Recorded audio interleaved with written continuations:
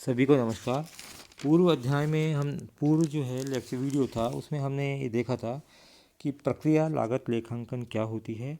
प्रक्रिया लागत लेखांकन की क्या परिभाषा है, किस प्रकार से उसका उपयोग किया जाता है, प्रक्रिया लागत लेखांकन की क्या क्या विशेषताएं हैं, किन सिद्धांतों के आधार पर हम प्रक्रिया लागत लेखांकन का निर्धारण करते हैं और प्रक्रिया लागत लेखांकन और उपकार्य या ठेका लागत लेखांकन में क्या मुख्य रूप से अंतर है। इन सभी बातों का हमने अध्ययन किया था। आज के वीडियो में हम ये देखना चाहते हैं कि प्रक्रिया लागत लेखांकन की क्या आवश्यकता पड़ी, क्यों उपयोगी है, किस प्रकार से हम प्रक्रिया लागत लेखांकन का अकाउंटिंग प्रोसीजर क्या होगा और विभिन्न प्रकार के कौन कौन से स्टेजेज होंगे जिसके आधार पर हम प्रक्रिया लागत लेखांकन का निर्धारण करेंगे। प्रक्रिया लागत लेखांकन जैसे कि हमने पूर्व वीडियो में कहा कि ऐसी संस्थाओं में प्रयोग किया जाता है जहां एक से ज़्यादा प्रक्रियाएं हों, अर्थात जो है वो माल एक प्रक्रिया से दूसरी प्रक्रिया में जाए और दूसरी प्रक्रिया से तीसरी प्रक्रिया में जाए। एक प्रक्रिया का उत्पादित माल दूसरी प्रक्रिया के लिए रॉ मटेरियल के रूप में होगा और दूसरी प्रक्रिया का फिनिश्ड गुड्स तीसरी प्रक्रिया के लिए रॉ मटेरियल के रूप में होगा और इसी प्रकार से प्रोसेस चलते हुए अंत में फाइनल प्रोडक्ट निकल करके आएगा। तो उदाहरण के लिए यदि हम कॉटन इंडस्ट्रीज़ की बात करें तो सबसे पहले रुई जो है वो बनाने वाली, रुई को साफ़ करने वाली प्रक्रिया होगी, प्रक्रिया फर्स्ट ये कहलाएगी। रुई की सफाई करने के बाद जो दूसरी प्रक्रिया होगी वो धागा बनाने वाली प्रक्रिया होगी और धागा बनाने वाली प्रक्रिया से जो माल उत्पादित किया जाएगा वो तीसरी प्रक्रिया में जाएगा, कलरिंग करने वाला जो डाई की प्रक्रिया होगी जिसमें संपूर्ण प्रकार के धागे को अलग अलग कलर्स में करके उसको डिवाइड किया जाएगा और चौथा जो प्रक्रिया होगी वो जो है वो फिनिश्ड प्रोडक्ट्स कपड़ा तैयार करने की प्रक्रिया होगी और उसी कपड़ा तैयार करने की प्रक्रिया के उत्पादित माल का उपयोग हम वस्त्र बनाने वाली जो प्रक्रिया है उसमें उपयोग करेंगे। तो इस प्रकार से एक ही माल के अलग अलग प्रोसेस में से गुजरना होता है। प्रक्रिया लागत लेखांकन की आवश्यकता क्यों पड़ी, इसके लिए हम ये देख सकते हैं कि ऐसे उत्पादन जहाँ विभिन्न स्तरों में जो है वो माल का उत्पादन किया जाता है तो प्रत्येक स्तर की लागत क्या होगी इसका हम ज्ञान करेंगे। किस प्रकार की लागत होगी, क्यों हम उसका उपयोग करेंगे। प्रत्येक स्तर की लागत ज्ञात करने का सबसे बड़ा जो उद्देश्य होता है वो होता है लागत का नियंत्रण करना और यदि हम लागत का नियंत्रण हम कर पाएंगे तो ऐसी स्थिति में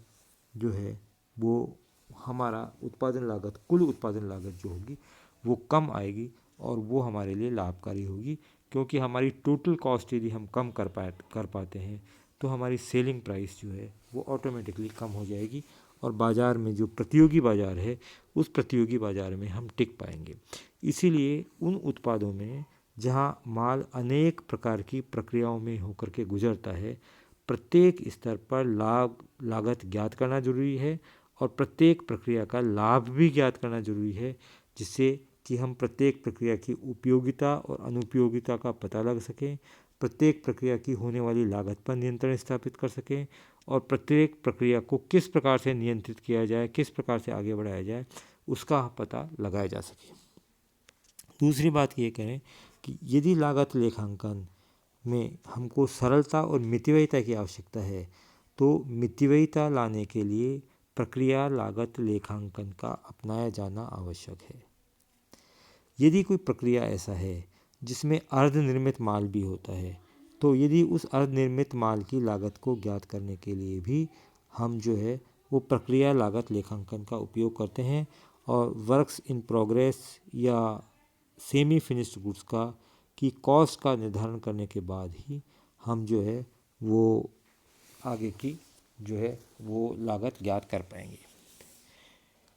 इस प्रक्रिया लागत लेखांकन के द्वारा हम क्षय का भी पता लगा सकते हैं कि क्षय जो है वो कितना हो रहा है। ये क्षय जो सामान्य अपेक्षित क्षय है, सामान्य क्षय जिसको कहते हैं, उसके बराबर है या उससे ज़्यादा है या उससे कम है। यदि होने वाला क्षय जो है, होने वाला वेस्टेज जो है वो हमारे नॉर्मल वेस्टेज से ज़्यादा हो रहा है तो वो हमारा असामान्य क्षय कहलाएगा और उसका हम ये कोशिश करेंगे इस लागत लेखांकन की कि उसका प्रभाव सामान्य इकाइयों की लागत पर नहीं पड़े, उसके कारणों का अध्ययन किया जाए और उसके कारणों का अध्ययन करने के पश्चात उस क्षय में कमी लाई जाए कि किस प्रकार से हम कमी लाई जा सकती है, उसके लिए कौन जिम्मेदार है, उसके लिए रॉ मटेरियल जिम्मेदार है, ये वर्क्स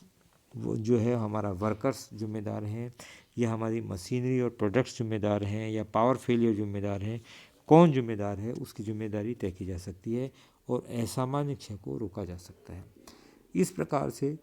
यदि जो है वो हमारा वास्तविक क्षय सामान्य क्षय से कम हो रहा है तो वो है असामान्य बचत होगी और वो हमारे लिए लाभदायक होगी। और एक समय के बाद यदि असामान्य बचत निरंतर रूप से हो रही है तो हम सामान्य क्षय जो है उसके जो लेवल्स हैं, जो स्टैंडर्ड्स हैं, उनको परिवर्तित करेंगे।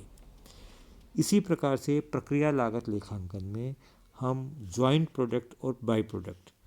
की लागत का निर्धारण भी कर सकते हैं और उसको बेच करके उससे प्राप्त होने वाली लागत जो है उससे मुख्य उत्पाद की लागत को कम कर सकते हैं। ज्वाइंट प्रोडक्ट वो प्रोडक्ट होता है जो एक प्रोडक्ट के साथ साथ बराबर लागत का कोई प्रोडक्ट हो, वो ज्वाइंट प्रोडक्ट कहलाएगा। और यदि उसके वेस्टेज से यदि कोई चीज़ उत्पादित हो रही है तो वो बाई प्रोडक्ट कहलाएगा।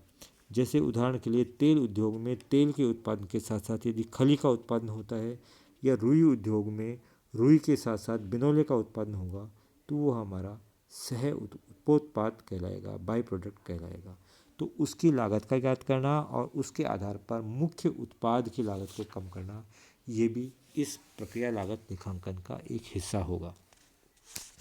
इसके साथ साथ हमको यह भी तय करना होगा कि कौन सी प्रक्रिया हमारे लिए लाभकारी है, कौन सी प्रक्रिया हमारे लिए गैर लाभकारी है। और यदि कोई प्रक्रिया ऐसी है जो गैर लाभकारी है तो उस गैर लाभकारी प्रक्रिया को बंद करके उसके संबंधित उत्पादन को हम बाज़ार से भी प्राप्त कर सकते हैं और बाज़ार से निर्मित माल उसी क्वालिटी का, उसी गुणवत्ता का समय पर यदि माल हमको प्राप्त हो रहा है और उसका मूल्य कम आता है तो वो हमारे लिए लाभदायक होगा और मैनेजमेंट करने में भी लाभदायक होगा और कॉस्ट वाइज भी लाभदायक होगा।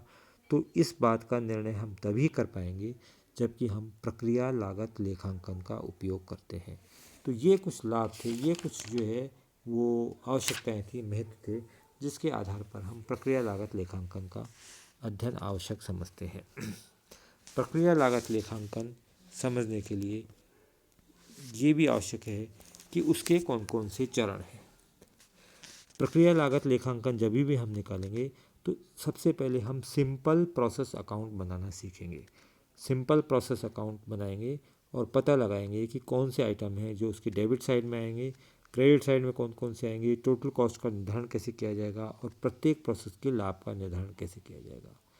फिर दूसरा जो स्टेप है वो है उपरिव्ययों को विभिन्न प्रक्रियाओं में अनुमार्जन करना। वो उपरिव्यय जो कॉमन हैं, जो सभी प्रक्रियाओं के काम में लाए जाते हैं, उनको हम एक निश्चित आधार पर अलग अलग प्रक्रियाओं में अनुभाजित करेंगे। तीसरा जो स्टेप इसमें हम पढ़ेंगे, जो अध्ययन करेंगे, वो है सामान्य क्षय का ट्रीटमेंट किस तरह से करेंगे, एबनॉर्मल वेस्टेज और एबनॉर्मल गेंस का ट्रीटमेंट हम किस प्रकार से करेंगे।